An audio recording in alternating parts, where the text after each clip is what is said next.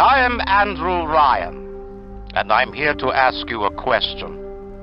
Is a man not entitled to the sweat of his brow? No, says the man in Washington, it belongs to the poor. No, says the man in the Vatican, it belongs to God. No, says the man in Moscow, it belongs to everyone. I rejected those answers. Instead, I chose something different. I chose the impossible. I chose rapture. A city where the artist would not fear the censor, where the scientist would not be bound by petty morality, where the great would not be constrained by the small. And with the sweat of your brow, rapture can become your city as well. To build a city at the bottom of the sea, insanity. But where else could we be free from the clutching hand of the parasites? Where else could we build an economy that they would not try to control, a society that they would not try to destroy? It was not impossible to build rapture at the bottom of the sea. It was impossible to build it anywhere else. What is the difference between a man and a parasite? A man builds, a parasite asks, where's my share? A man creates, a parasite says, what will the neighbors think? A man invents, a parasite says, watch out, or you might tread on the toes of God. I believe in no God, no invisible man in the sky. But there is something more powerful than each of us, a combination of our efforts, a great chain of industry that unites us. But it is only when we struggle in our own interest that the chain pulls society in the right direction. The chain is too powerful and too mysterious for any government to guide. Any man who tells you different either has his hand in your pocket or a pistol to your neck. What is the greatest lie ever created? What is the most vicious obscenity ever perpetrated on mankind? Slavery, the Holocaust, dictatorship. No. It's the tool with which all that wickedness is built. Altruism.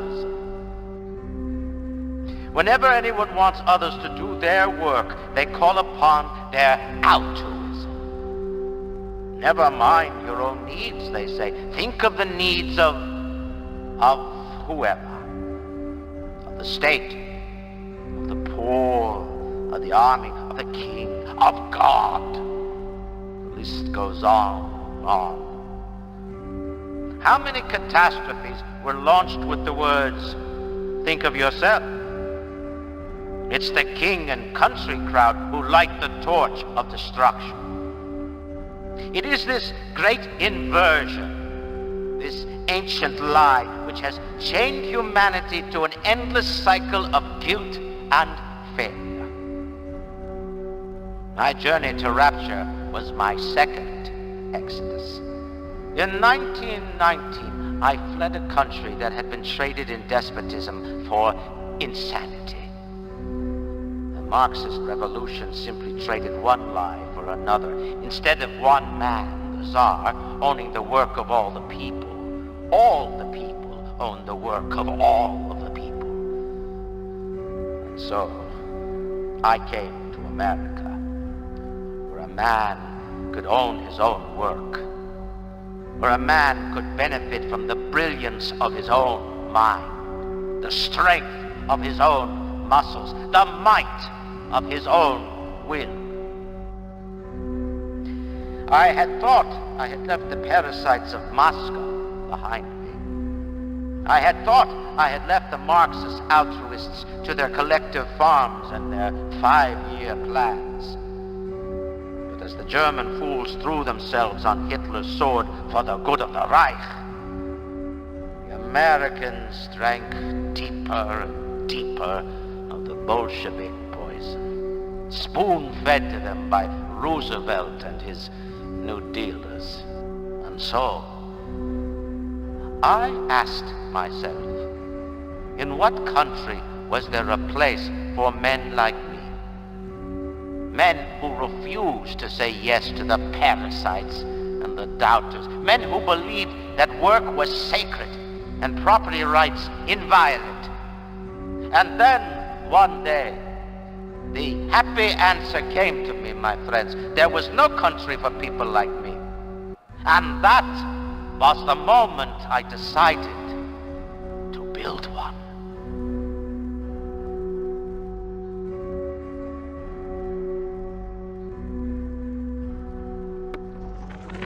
I'm told that the people grow tense and isolated in the absence of the sun.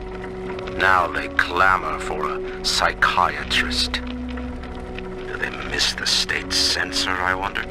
Wartime seizure of private assets? Or the checkup police, vanishing them in the night? Regardless, this Lamb woman is said to be the foremost practitioner in her field. Fine. If she can quiet the rattling of the Great Chain's weakest links, I will leave her to it.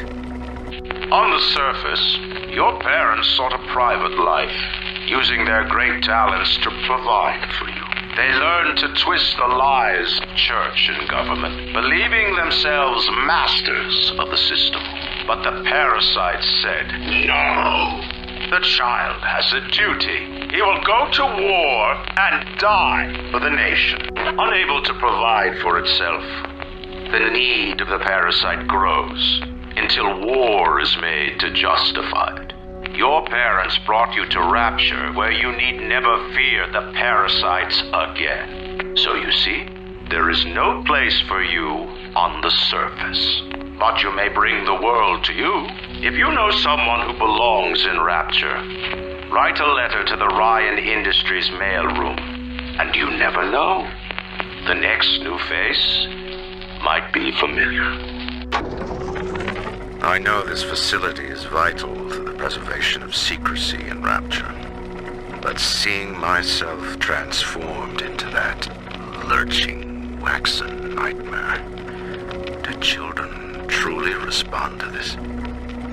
Still, I spoke to a young man exiting the park after the grand opening, asking him what, if anything, he had learned here. He said his chores didn't seem so bad anymore, as long as Mother wouldn't send him to the surface.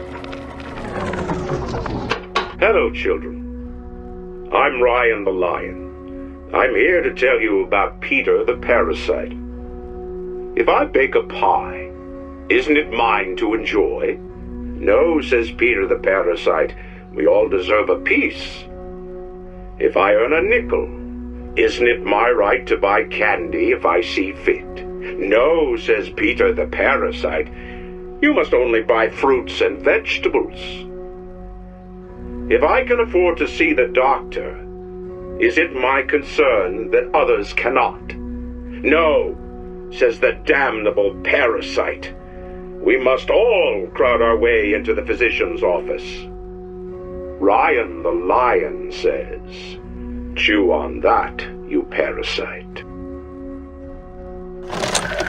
Gregory, don't come whining to me about market forces, and don't expect me to punish citizens for showing a little initiative. If you don't like what Fontaine is doing, well, I suggest you find a way to offer a better product. Diane, my dear, I'm sorry, but I'll be late again tonight. Rosenberg is demanding to speak about this Fontaine business. I'm trying to build a proper financial market, and this idiot keeps going on about atom this, genetic modification, that. I'll go spend an hour pretending to pay attention to the poor fellow and be home as soon as I can. Andre. Something must be done about Fontaine. While I was buying buildings and fish futures, he was cornering the market on genotypes and nucleotide sequences. Rapture is transforming before my eyes. The Great Chain is pulling away from me. Perhaps it's time to give it a tug.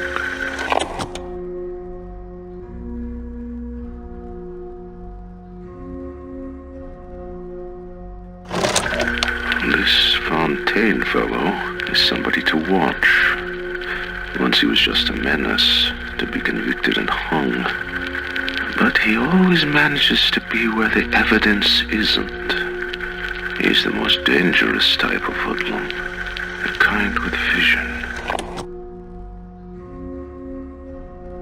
Rapture is at war, Porter. And you have cast your lot with the enemy.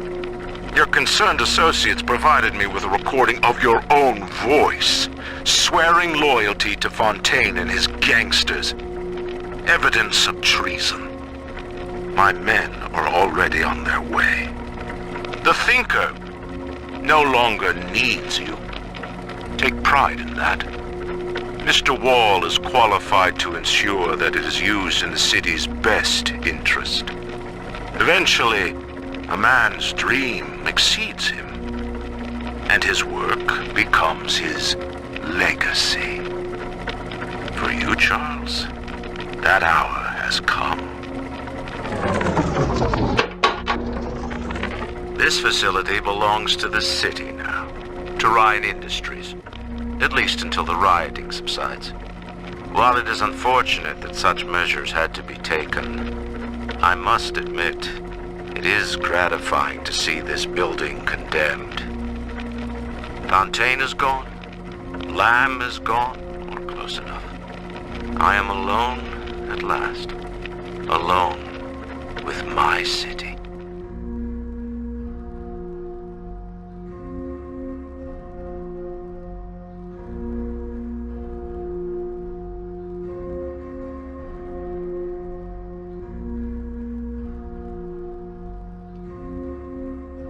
And who exactly are you speaking to, Miss Comstock?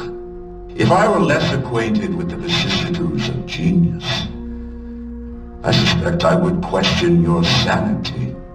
I know so little of you, but I imagine the more I learned, the more exceptional I would find you. You know Atlas will betray you. You're one of a kind in this world, or others. And now, your misguided sense of altruism sends you to your doom. It's like watching Isaac Newton die in a house fire in a vain attempt to save his cat. The children, with their very long needles, their tuneless songs, their ghastly errands, their ghoulish Frankenstein fathers. But we've all placed our hand on the great chain of endeavor. My hand is on it. Fontaine's is on it. We all pull it and are pulled by it. Yes, these children are an abomination. But it is not my hand alone on the chain that created them. No. Their little fingers were right there, next to mine. Could I have made mistakes? One does not build cities if one is guided by doubt. But can one govern in absolute certainty?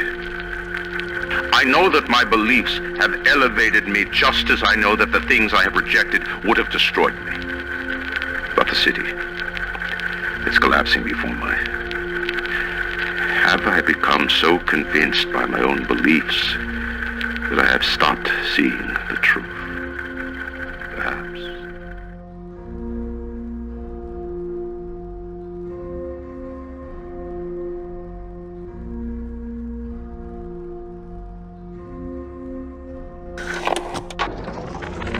I visited Eve's garden today. It ended poorly. My seed, sold to the enemy. The motive of the horrors yet eludes me. But Atlas approaches, and come what may, I will not be made a slave. I wonder, in recording, do I confess? Just now, Sinclair saw me in the corridor, perhaps reading my face. The bastard looked me right in the eye and suggested I make an appointment with Dr. Lamb.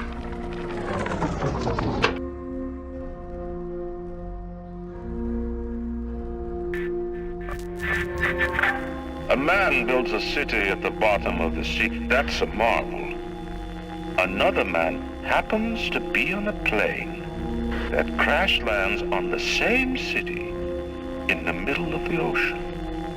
Why, that sounds more like a miracle.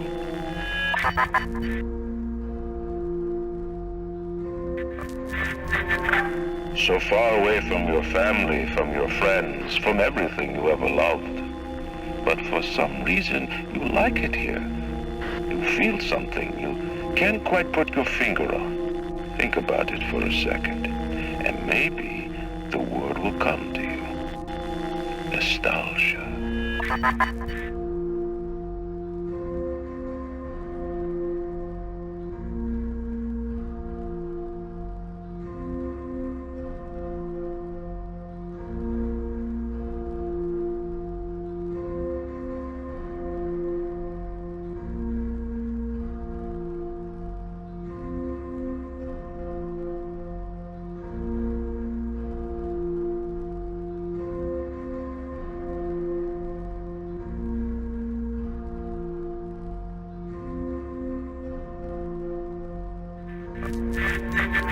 In the end, all that matters to me is me.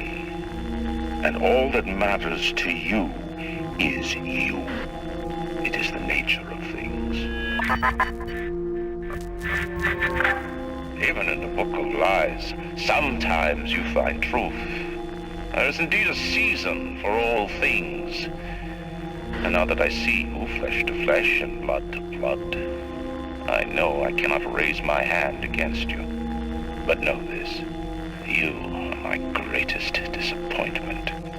Does your master hear me?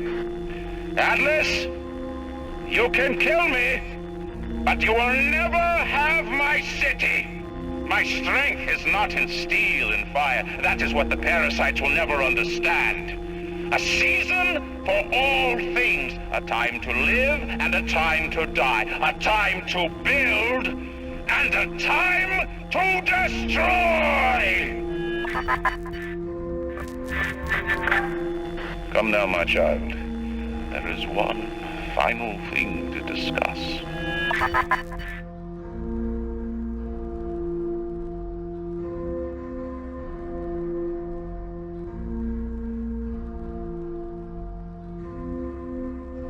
The assassin has overcome my final defense, and now he's come to murder me. In the end, what separates a man from a slave?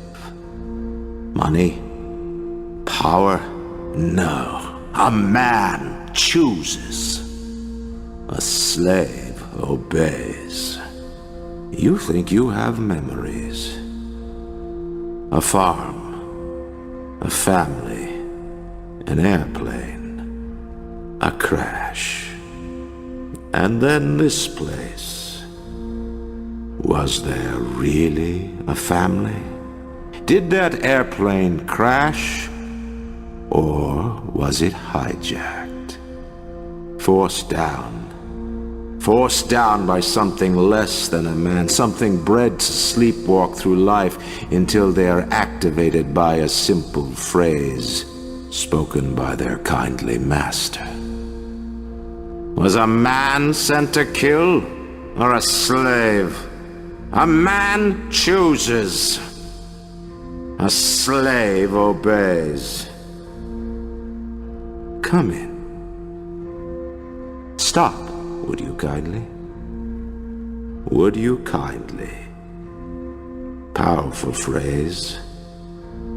Familiar phrase. Sit, would you kindly? Stand, would you kindly? Run. Stop. Turn. A man chooses. A slave obeys.